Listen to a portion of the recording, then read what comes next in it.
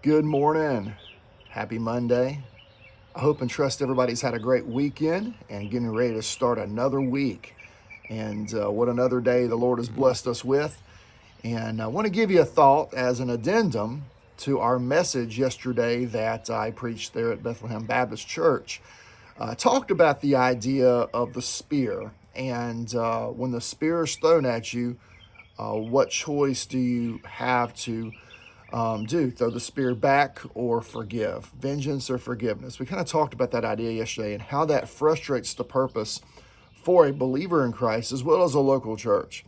How we should always have a spirit of forgiveness.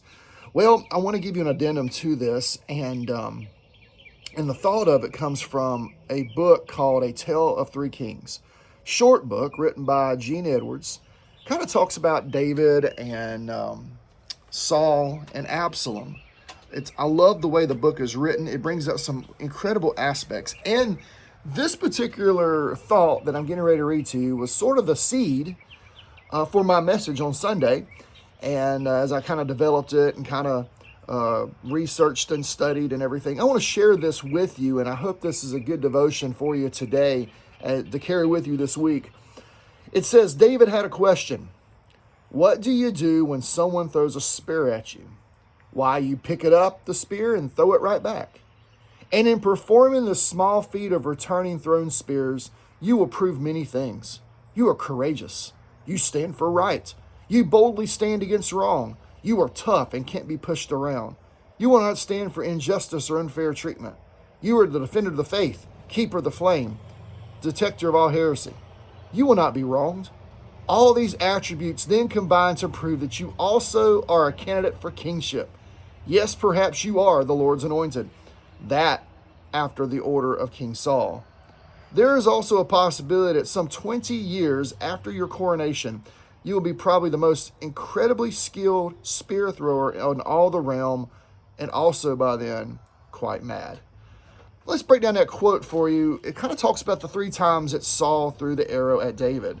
And later on we find, as I preached yesterday, the arrow there at Saul's head while he was asleep, and David had the chance to take matters in his own hands, but he chose to forgive Saul.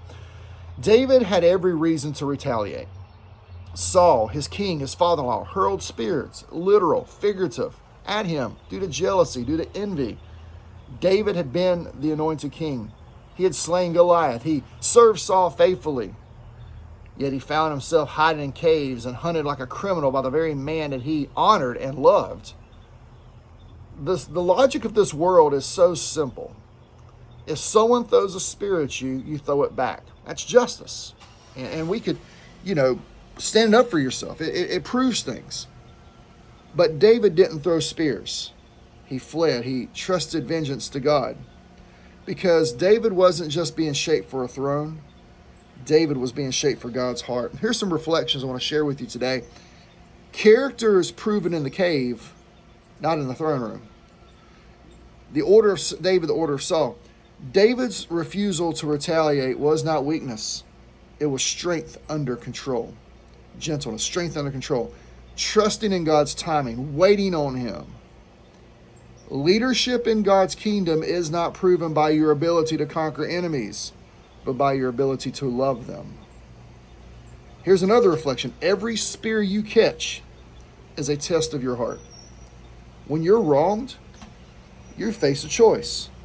You got to let God refine your heart or become like Saul, paranoid, power hungry, eventually spiritually deranged. And if you throw spears long enough, you may become an expert, but you'll also lose your soul in the process. True kingship, here's a third reflection. True kingship is found in surrender. Jesus, the King of Kings, our example, didn't throw spears. He didn't. He let them pierce him. He was pierced by his side by a spear there on the cross.